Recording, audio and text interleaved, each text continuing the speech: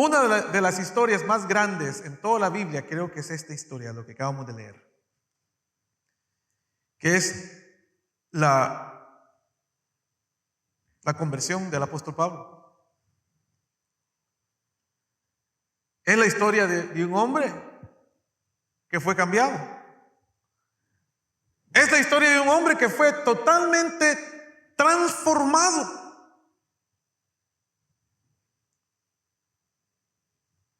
Para mí, quizás para usted también, el apóstol Pablo es uno de los más grandes hombres que hayan vivido. Personalmente, él es uno de mis héroes. Yo sé que los muchachos, ellos tienen sus héroes. Algunos tienen Superman, otros tienen Spider-Man, otros, ayúdenme, ¿cuál otro? Iron Man, Aquaman, mi tía, Aquaman. Mire, personalmente también a mí me gusta The Incredible Hulk. ¿Sabe cuál es el Incredible Hulk? Yo tiendo a mencionarlo a veces. El Incredible Hulk es un hombre regular, pero cuando lo enojan, él se convierte en un monstruo verde, igual que nosotros a veces cuando nos molestan, ¿verdad? Que también pasa exactamente lo mismo. Entonces la tendencia de nosotros, ¿verdad? De tener, admirar a ciertos personajes, héroes, inclusive de la vida real, actuales. Y hay tantos, hombres y mujeres, que hicieron algo grande en la vida. Pero para mí, mi héroe, además de Jesús, es el apóstol Pablo. El apóstol Pablo es un hombre que escribe prácticamente una tercera parte del Nuevo Testamento. Él escribe, escuche esto, él escribe Romanos, 1 y 2 Corintios, Gálatas, Efesios, Filipenses, Colosenses, 1 y 2 Tesalonicenses, 1 y 2 Timoteo, escribe Tito y Filemón. En total son 13 cartas que él escribe. O sea, su contribución a lo que es el cristianismo es algo grande, inmenso. Hay tantos libros que se han escrito del apóstol Pablo, su vida, que describe quién es él. Es más, mire, traje uno acá. Este es un buen libro. Si alguien lo quiere comprar, no es tan, ni 20 pesos cuesta. Mire, a mí me gusta, mire, ¿sabe por qué me gusta? Se llama, y lo voy a tener en la parte de atrás para que así lo vean, ¿verdad? Se llama en español, aquí lo tengo escrito, Un guía ilustrado del apóstol Pablo, en inglés, An Illustrated Guide to the Apostle Paul. Y es la vida, ministerio y viajes misioneros del apóstol Pablo. A mí me gusta porque tiene las ¿cómo es? Las fotografías en color. Es bonito, ni 20 pesos y tiene todo lo que es la vida del apóstol Pablo y tiene todas las fotos de, ¿verdad? De los viajes y todo esto, bien bonito. Pero me lo traje porque me gustó algo que dice la primera página. Escuchen, de la primera página, mire, escuchen lo que dice este libro. Dice así: Pablo era un pastor, misionero, era un teólogo quien ayudó a comenzar el cristianismo predicando, enseñando y explicando el mensaje de Jesús. Ese es el apóstol Pablo. Era un hombre extraordinario. Vuelvo a repetir, quizás uno de los más grandes hombres en el cristianismo que haya vivido. El apóstol Pablo tenía todos los dones del Espíritu Santo. A él se le fue dado para hacer milagros, prodigios. Fue un gran hombre de Dios. Sanaba a los enfermos. Prácticamente este hombre, un hombre, le dio vuelta al mundo. El apóstol Pablo le dio vuelta al mundo. Y no que quiero salirme del tema, pero en el futuro van a haber también hombres así como el apóstol Pablo. Estoy hablando en el tiempo ya de la tribulación. Ya nosotros no vamos a estar. Nosotros creemos de que nosotros, la iglesia del Señor, va a ser llevada antes de la tribulación, de este tiempo, ¿verdad? Final, casi final. Estamos hablando de los últimos tiempos. Y entonces dentro de este tiempo van a surgir lo que la Biblia dice, lo que el Apocalipsis describe, Apocalipsis capítulo 14, que se van a levantar, Dios los va a levantar a escucha esto, 144,000 hombres de Israel. Y estos hombres, el Señor los va a mandar por todo el mundo a predicar el evangelio de Dios, de Jesús.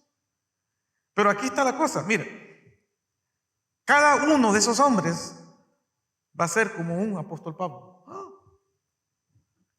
O sea que si un apóstol Pablo cambió el mundo entero, usted se puede imaginar lo que van a hacer 144,000 de ellos.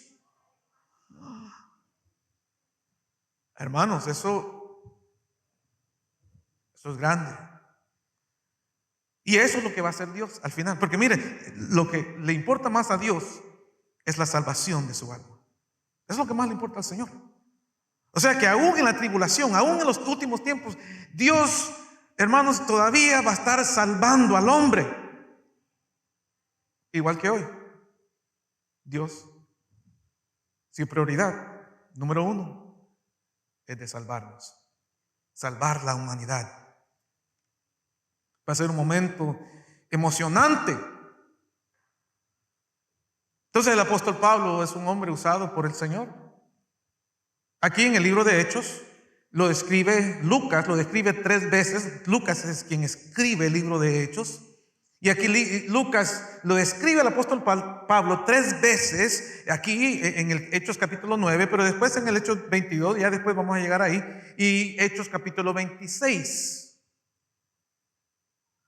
Y entonces aquí, en particular, en este capítulo 9 de Hechos, aquí Lucas está describiendo, nos está dejando saber, describe el momento en el cual Pablo viene a los pies de Jesús.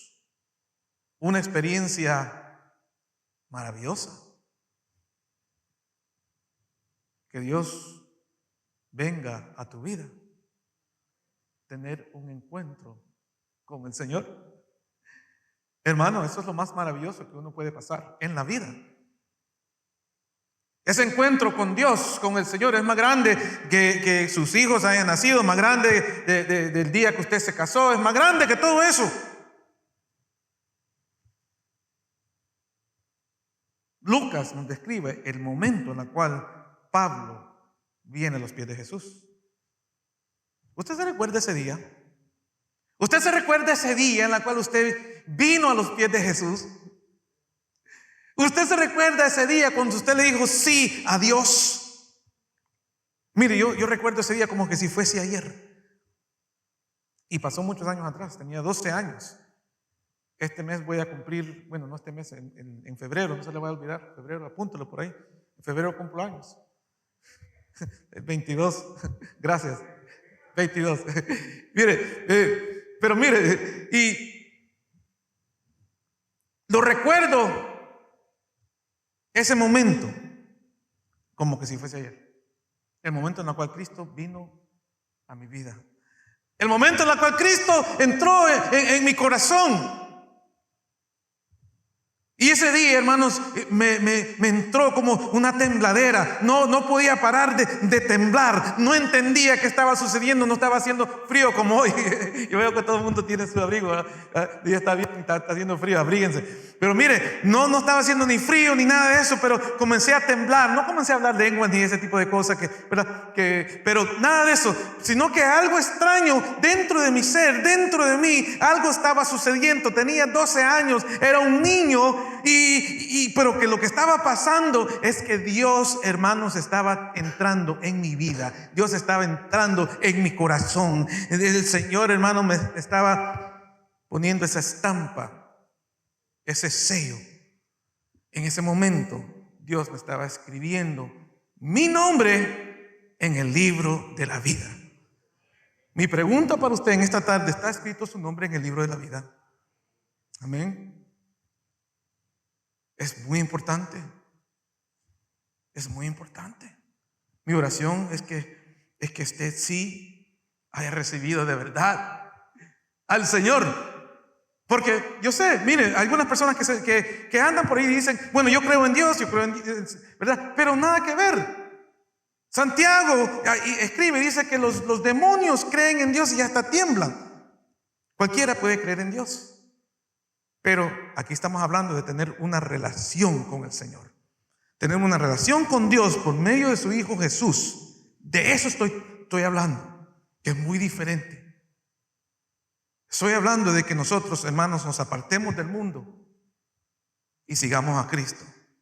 Es como el coro que dice: he decidido seguir a Cristo. ¿Se lo sabe? He decidido seguir a Cristo. He decidido seguir a Cristo. ¿Cómo termina? No vuelvo atrás, no vuelvo. ¿Lo cantamos? ¿Lo cantamos? Vamos a cantarlo. Mire, vamos a ver si me sale. No, si usted quiere pararse, mire.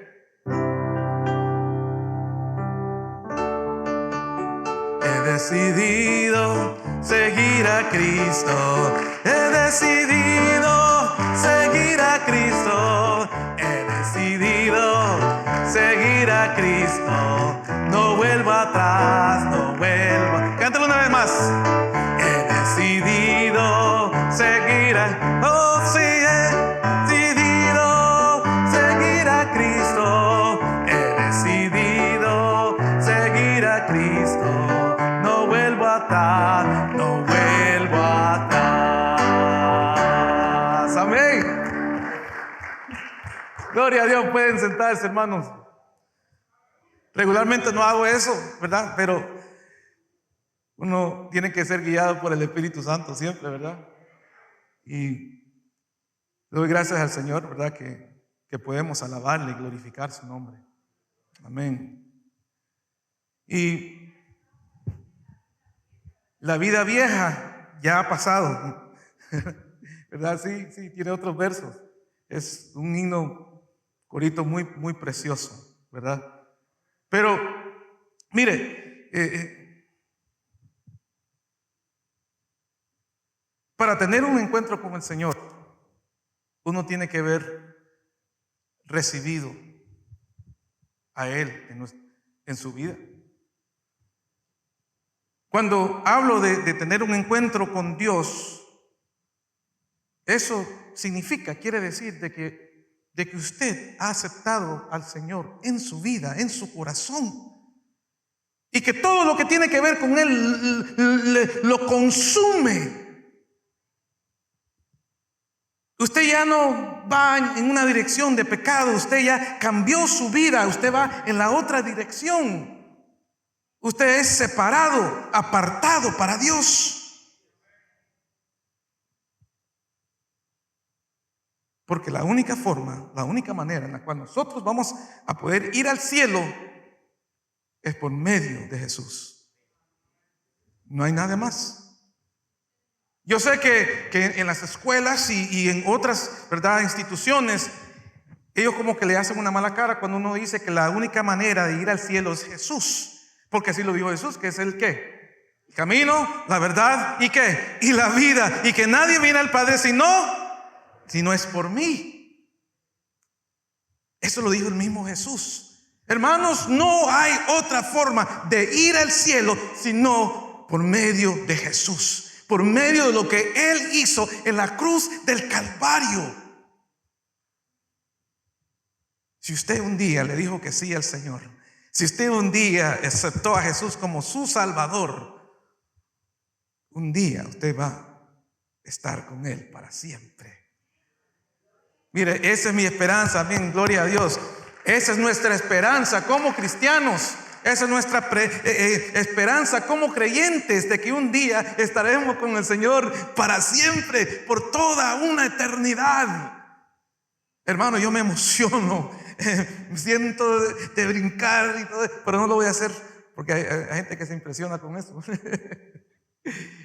Pero siento el gozo del Señor en mi corazón, en mi vida.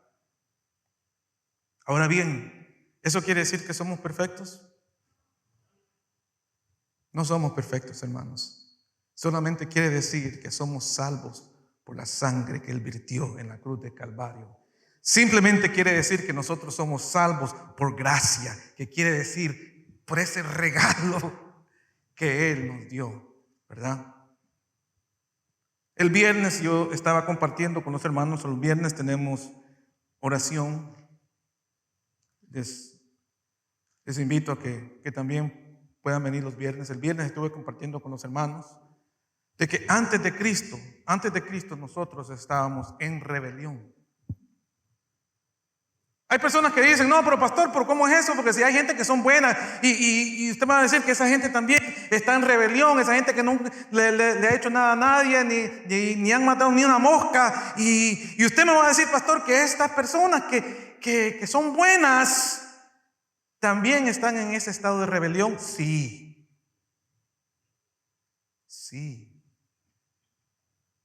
Eso es lo que dice la palabra del Señor, que no hay ni uno bueno, ni uno.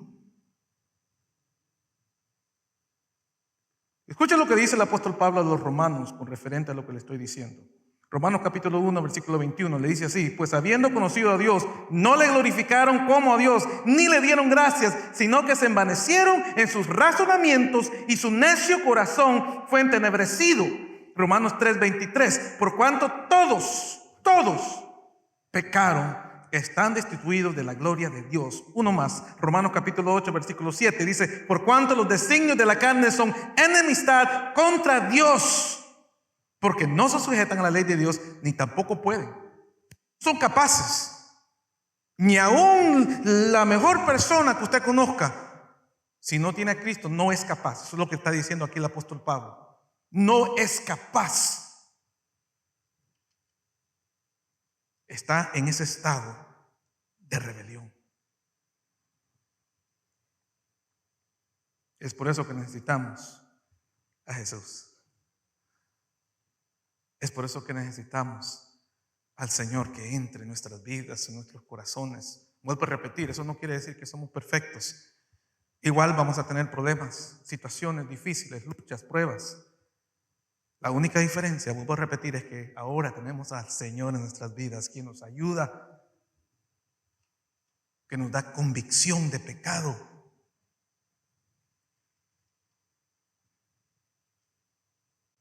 La conversión del apóstol Pablo fue única, igual que la suya. Cada uno es diferente. Cada uno, el Señor lo trata de forma diferente. Cada uno tiene dones diferentes, talentos diferentes, cómo servir al Señor. Cada uno de nosotros tenemos eso. Ahora, lo que tenemos todo igual es esto, de que a todos el Señor nos llama. Nos llama para su obra. Ahora, quiero darle algunos datos del apóstol Pablo, que yo creo que es bueno que ustedes sepan.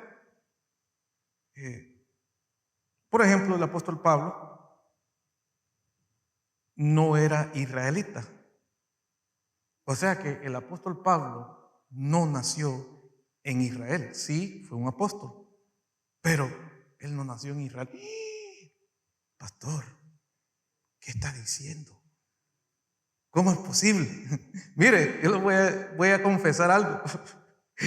Al principio, en los primeros años, yo pensé que el apóstol Pablo era uno de los apóstoles de Israel. Pero no. El simple hecho, su nombre, Saulo de Tarso. ¿Sabe dónde está Tarso? Los hermanos del miércoles del estudio bíblico, ellos ya saben. Tarso está en Turquía. El apóstol Pablo fue turco. Imagínense eso. Fue ciudadano turco. Yo sé que algunos me están, sí, se están mirando todo lo que está diciendo. Sí.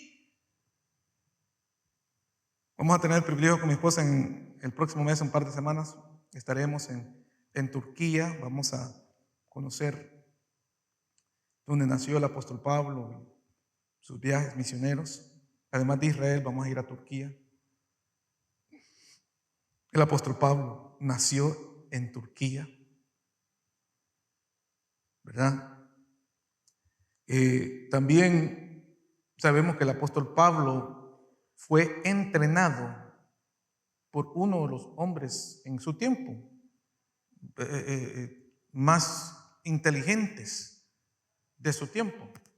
Su nombre es Gamaliel, ya ustedes saben, ¿verdad?, de él. Gamaliel fue un erudito, y él es quien le enseñó el apóstol Pablo. En ese entonces se llamaba Saulo de Tarso. Entonces él creció, ¿verdad?, enseñado por los mejores.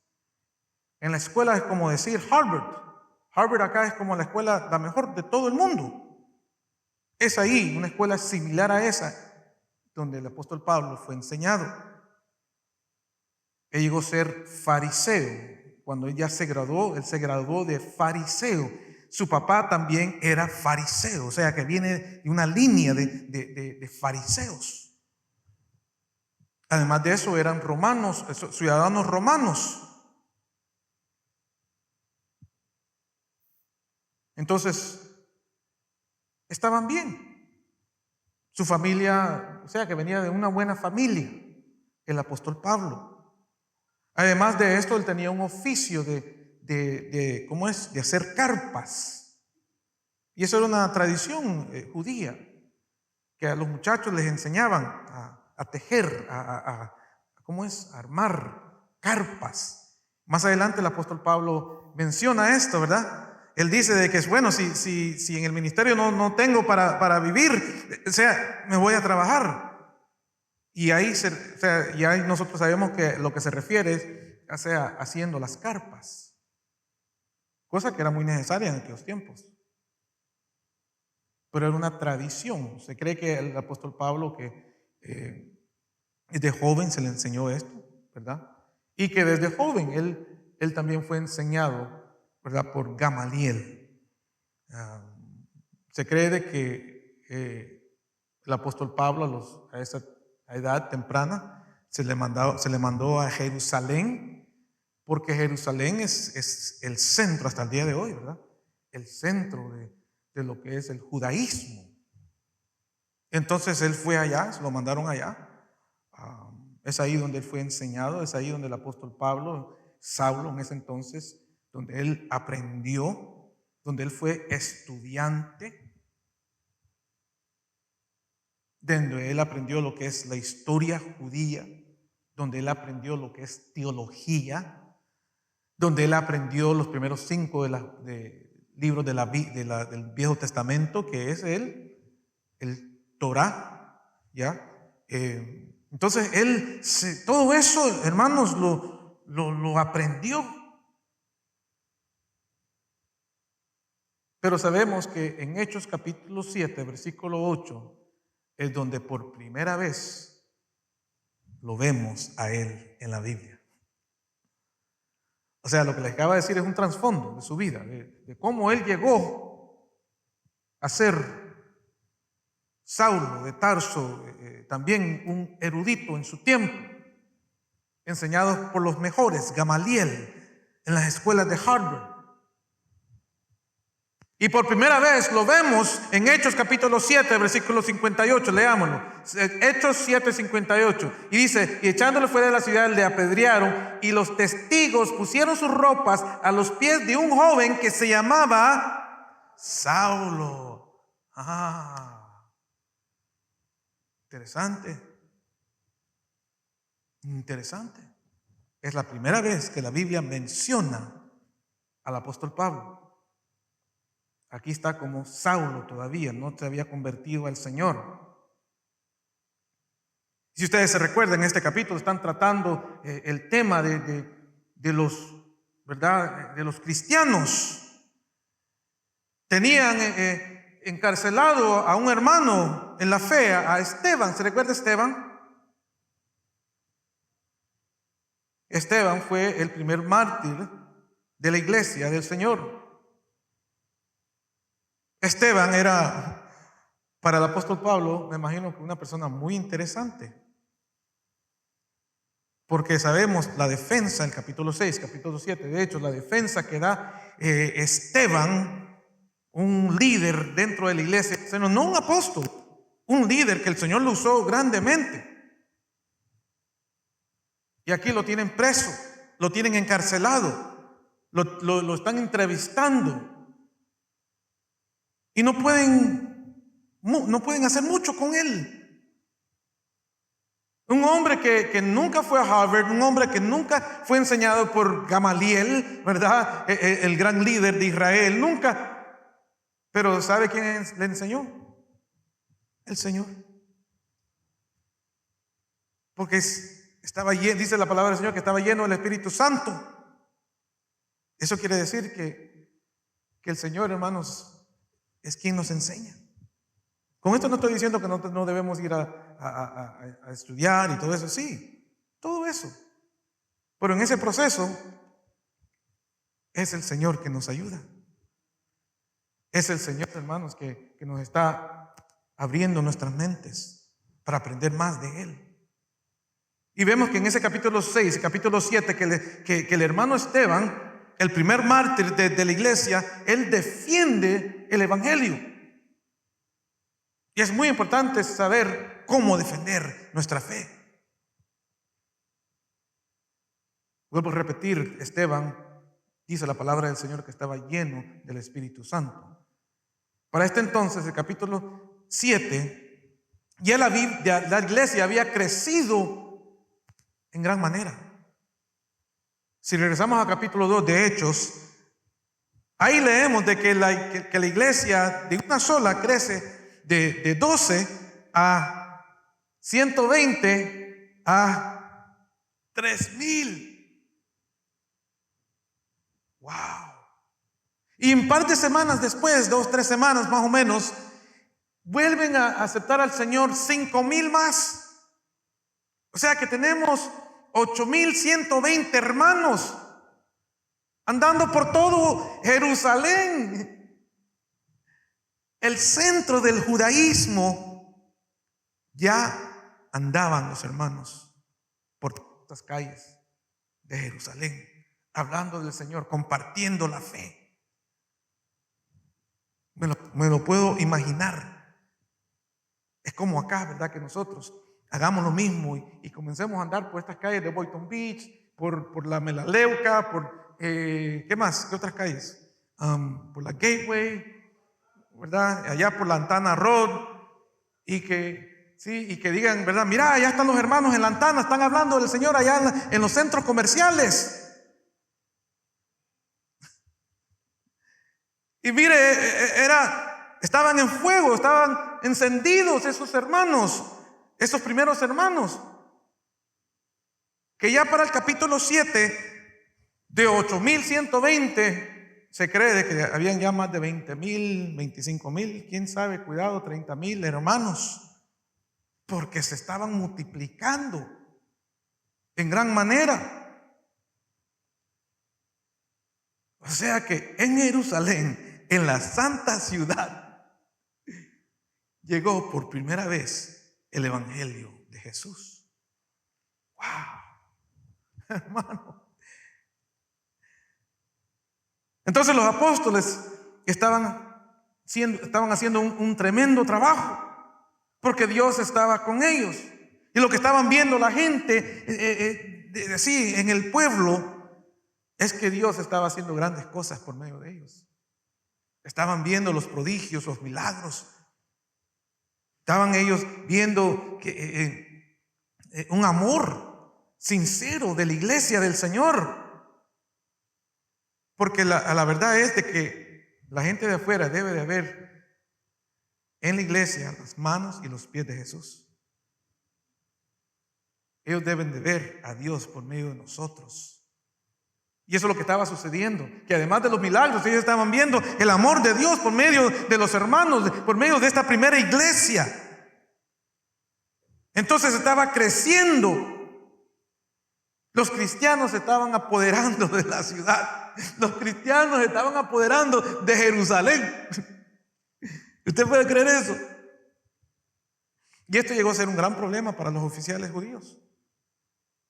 Un problema muy grande. Y según ellos, algo tenía que suceder. Es aquí donde yo creo que llamaron a los mejores de todo el mundo, de todo el mundo de ellos, ¿verdad? Es ahí donde yo creo que le pegaron un telefonazo a Saulo de Tarso. Y le dijeron: mira, Saulo, venite, porque acá tenemos un problema grande en Jerusalén. Se va Saulo. Y Saulo, con él, muchos más.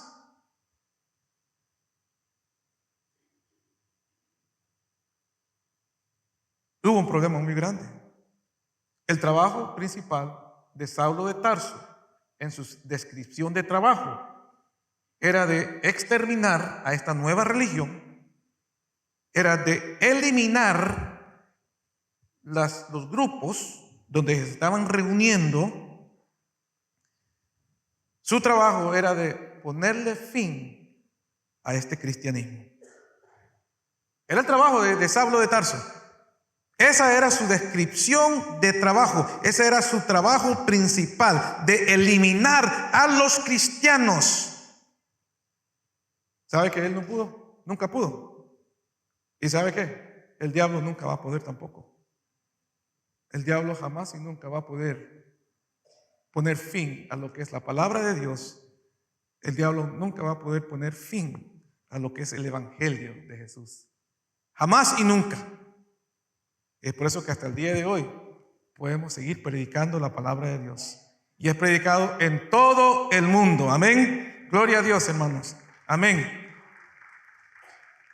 Pero vemos ahí de que él, ¿verdad? Él comienza a trabajar.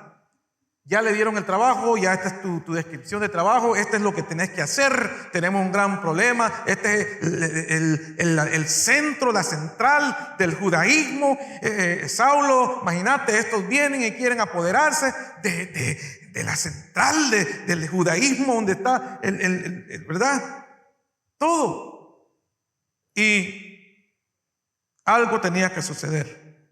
Desafortunadamente, quien paga los platos rotos, y eso lo vimos la semana pasada, un par de semanas atrás, es el pobre Esteban, el hermano Esteban. No sabían qué hacer con Esteban.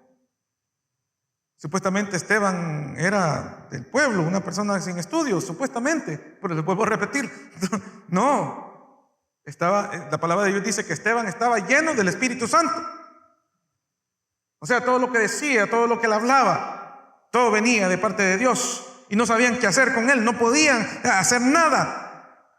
Habían grandes debates con todos esos hombres, esos eruditos, y no podían hacer nada con él. Él les ganaba en los debates. Y es por eso que al final lo tuvieron que matar. Aún con toda su educación, Saulo no pudo con el hermano Esteban. Y sabe que es lo mismo que está sucediendo en el día de hoy. El mundo no entiende. El mundo no nos entiende a nosotros. El mundo no entiende, no puede entender nuestro gozo. El mundo no puede entender nuestra alegría. El mundo no puede entender nuestra esperanza.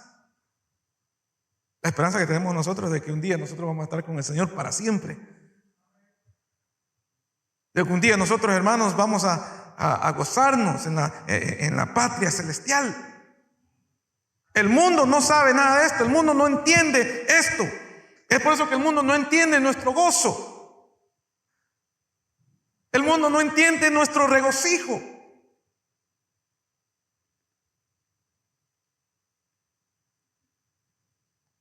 Y es aquí donde el apóstol Pablo comienza a perseguir la iglesia del Señor.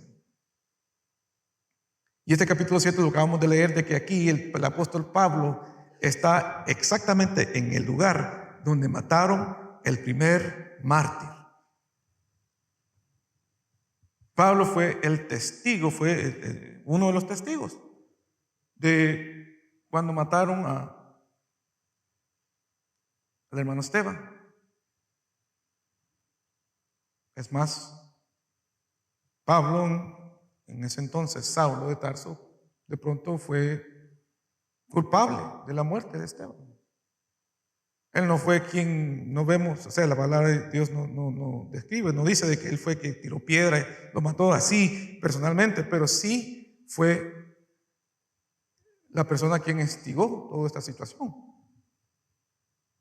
Entonces, al poner sus mantos, sus ropas de Esteban a los pies de él, es como decir, ¿verdad? Aquí, Saulo, ya acabamos nuestra primera misión. ¿Qué es lo que falta? ¿Qué es lo próximo? Ya cumplimos con lo de Esteban. Eso es lo que quiso decir eso. Ya cumplimos con lo de Esteban. Ya entonces él ya no está, ya no tenemos que preocuparnos de ese. Pero ahora, ¿cuál es la próxima? ¿Cuál es la misión? ¿Cuál es lo próximo que tenemos que hacer? Entonces, Saulo estaba a cargo de perseguir a los cristianos. Se le fue dado esa responsabilidad y lo hizo bien. Saulo lo hizo bien. Él persiguió a los cristianos. Vayamos a Hechos capítulo 9, versículo 1, para que usted tenga el sentir de Saulo en ese momento, ¿verdad? Porque una persona sin Dios así es, que tiene esa venganza, que tiene ese odio. Mire, Hechos capítulo 9, versículo 1 dice: Saulo, respirando aún amenazas, o sea que todo lo que era él lo consumía, ¿verdad? Esto. Los cristianos respirando aún amenazas y muerte contra los discípulos del Señor, vino al sumo sacerdote. Ahora, esto parece una situación bien, bien difícil. Al leer estos versos, al leer de que Saulo se le da esa potestad, esa responsabilidad, ese cargo de ir a perseguir a los cristianos, eso pudiese parecer así a primera vista o a simple vista. Eso sí es que está bien difícil, una situación muy mala. Pero ¿sabe qué? Que en medio de todo eso, Dios estaba trabajando. Porque lo que el diablo hizo para mal, Dios lo hace, lo cambia para bien. Porque así es Dios. Porque a veces las situaciones parecen bien difíciles en nuestras vidas, pero si confiamos en el Señor, Él lo cambia para bien. Es por eso que nosotros tenemos que tener fe en Dios, nunca perder la fe en el Señor. Todo parecía que estaba mal, todo parecía que se acabó la fiesta, todo parecía que ya los cultos, ¿verdad? Las vigilias, los viernes y todas las fiestas, ¿verdad? De los hermanos en Jerusalén, todo se acabó aparentemente. Pero ¿sabe qué? No. ¿Sabe que era un plan de Dios que eso sucediese? Usted sabía de que era el plan de Dios, era el plan de Dios porque ellos se habían quedado en Jerusalén. Desde el capítulo 1, versículo 8 dice: vas a ser testigos en Jerusalén, pero después, hermanos, ustedes tienen que salir. Ustedes tienen que ir a Judea, después a Samaria y después hasta los fines de la tierra. Pero hubo una desobediencia. Los hermanos les gustó tanto los cultos que ya no querían salir a evangelizar, a hablarles a otros del Señor.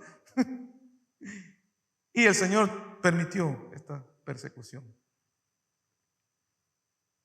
Entonces, aunque sí parecía una situación muy difícil, todo esto era plan de Dios.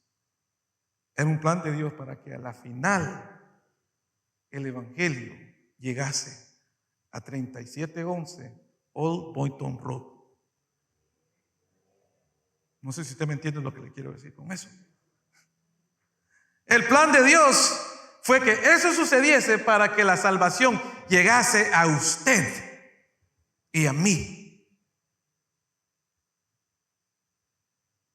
Porque en el momento que hubo esa persecución, los cristianos salieron por todos lados. ¿Y sabe para dónde fueron? Primeramente se fueron a esconder a Judea. Ya después que llegaron ahí a agarrarlos, se fueron al próximo pueblo. ¿Sabe cuál es el próximo pueblo? No lo voy a creer. Samaria. Y de ahí, cuando no pudieron, salieron para afuera. Porque el plan de Dios siempre se va a cumplir. El plan de Dios, el propósito de Dios, siempre se va a cumplir. Saludos, les habla el pastor Manny. Agradecemos mucho por su sintonía. Para nosotros es de gran bendición. Si a usted le gustó el mensaje de hoy, tenemos la opción de que usted lo puede bajar a su computadora, compartirlo con otros. Visítenos a nuestra iglesia aquí en Boynton Beach. Dios lo bendiga mucho.